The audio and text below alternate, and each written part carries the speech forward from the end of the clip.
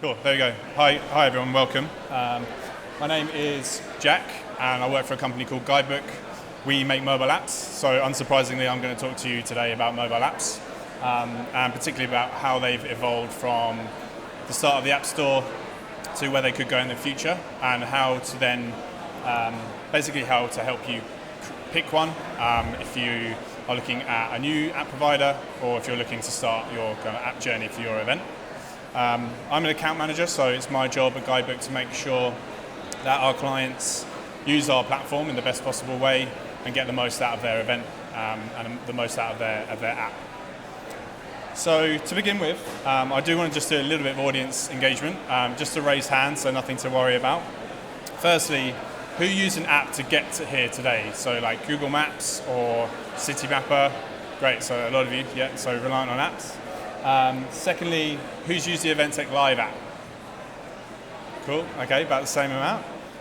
And who's created a mobile app before for an event or for anything? Okay, cool, so seasoned professionals here. Got my work cut out. Cool, so the event app landscape, where did it start? Where's it going? What's happening now? The App Store enabled people to create custom branded information about events, programs, anything that basically you want to share information. Since it started, things have come on leaps and bounds, and apps are basically now a staple at events, both big and small, for lots of different types of company.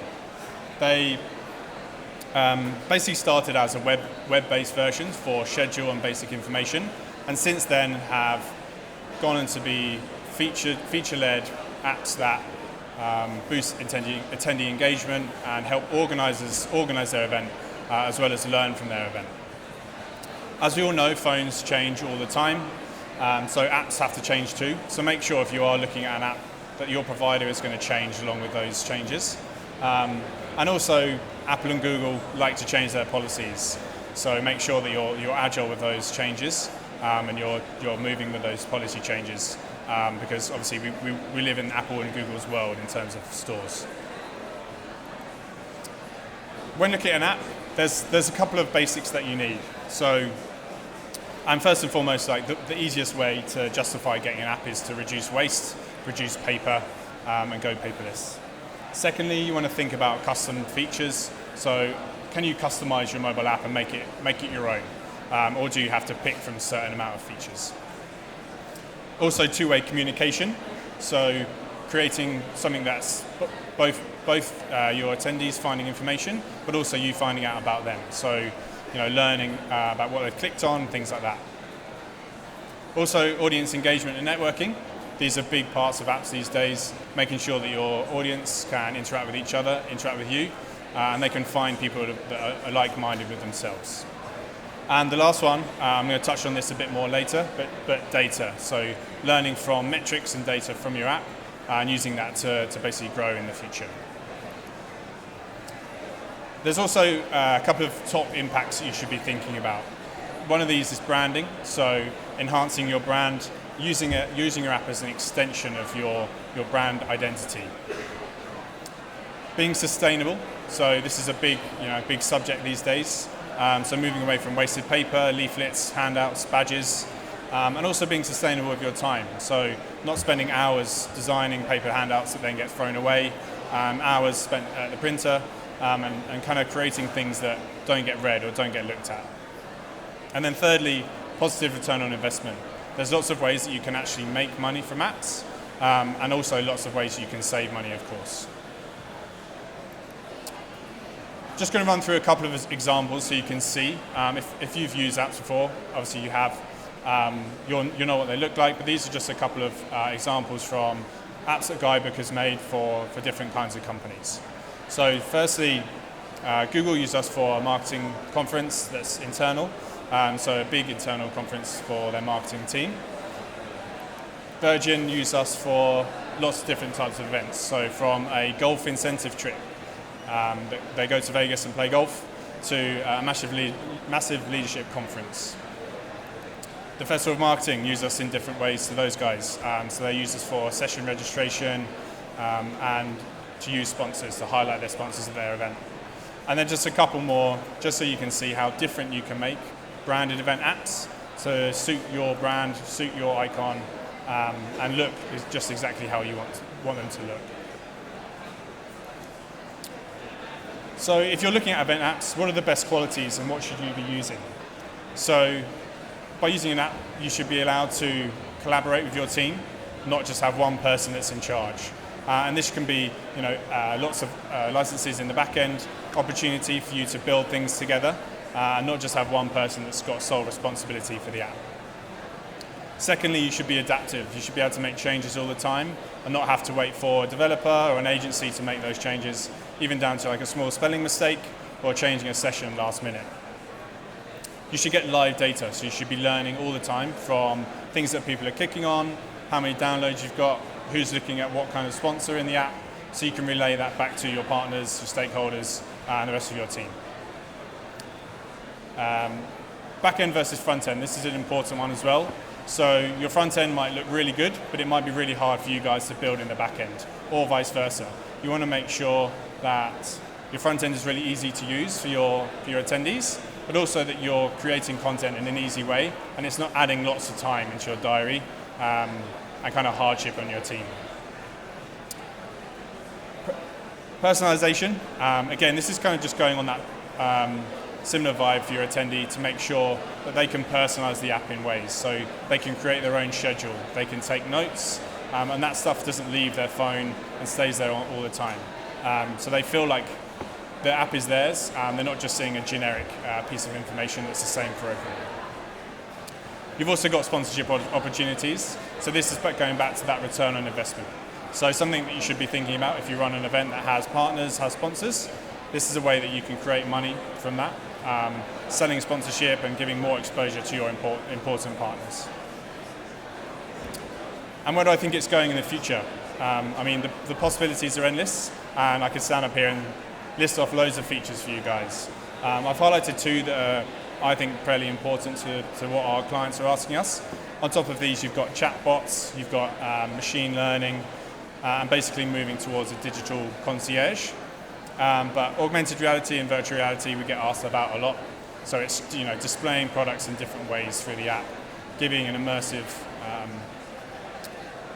time for your attendees through the app, not just giving a schedule and a map and some information. And then moving towards one platform. Obviously, it's the dream to have all of your email campaigns, your CRM, your marketing, and your app all in one platform.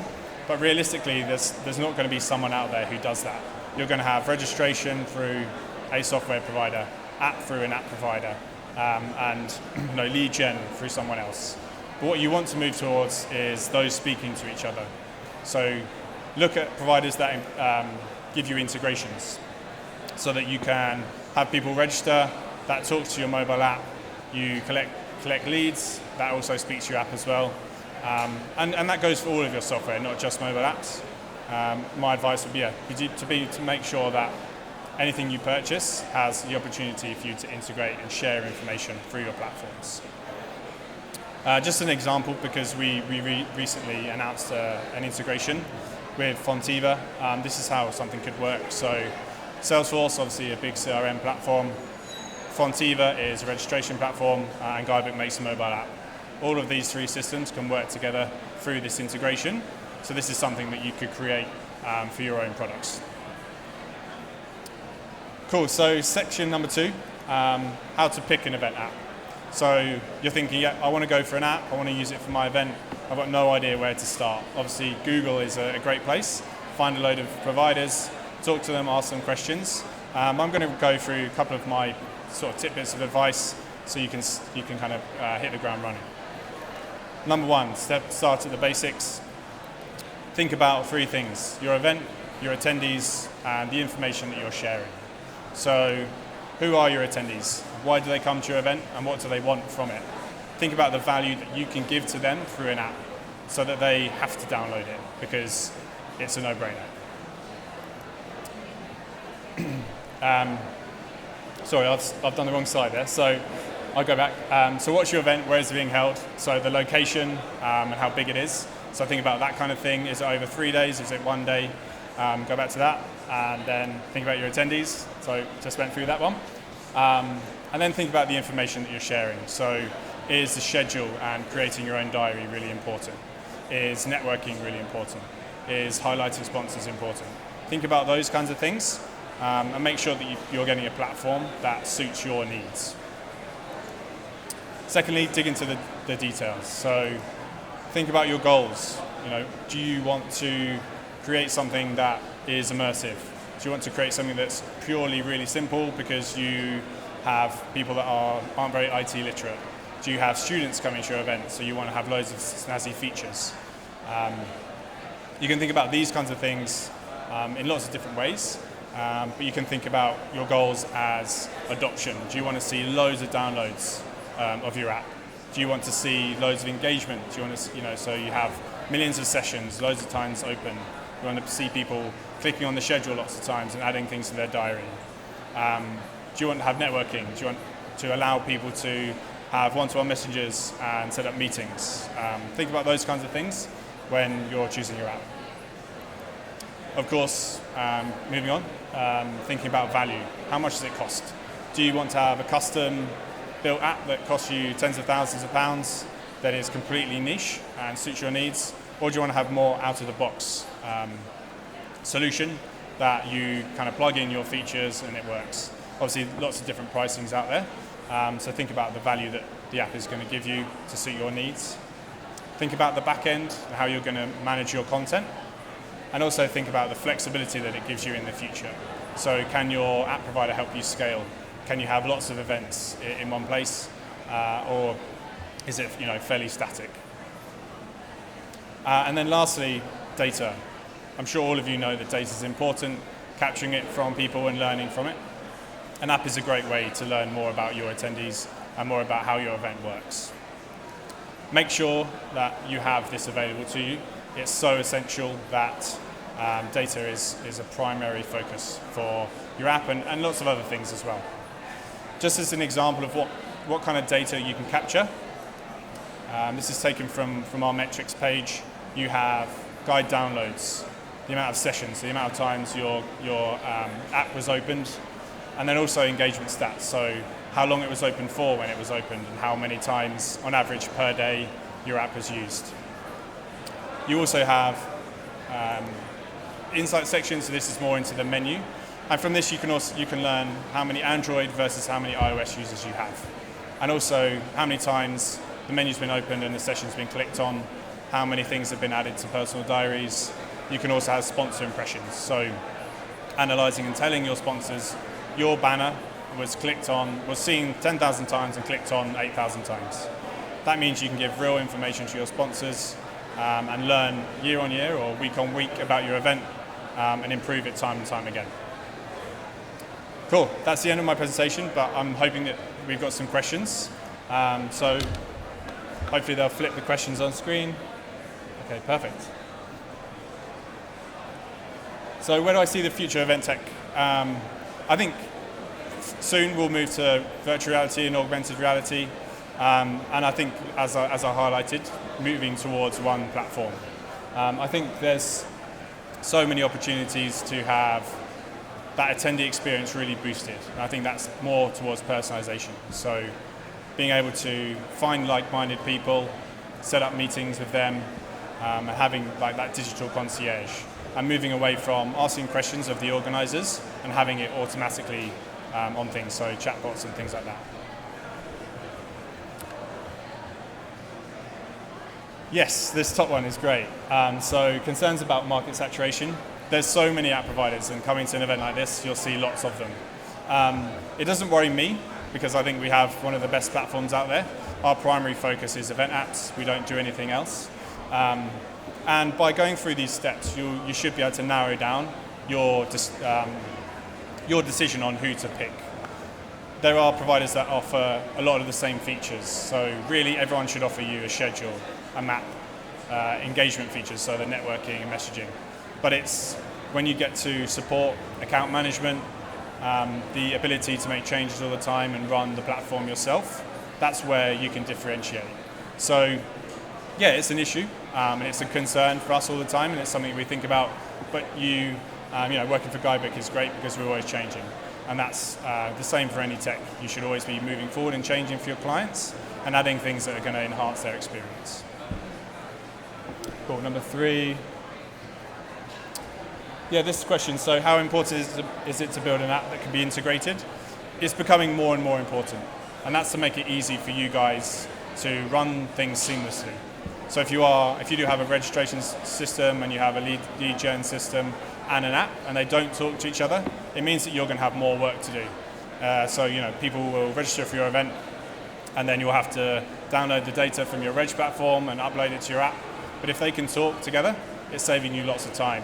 And really that should be one of your main reasons for picking an app, is saving yourself time and making the journey for your attendee nice and seamless and nice and easy. So yeah, I do think it's really important to build an app that can be integrated. Is there any more questions? If so, put them on to Glisser. If not, thanks guys. We are over on 1202 in the corner over there. If you have more questions, please come and visit the stand. And you can also go to guidebook.com and have a go at our platform for free. So cheers guys, thanks a lot.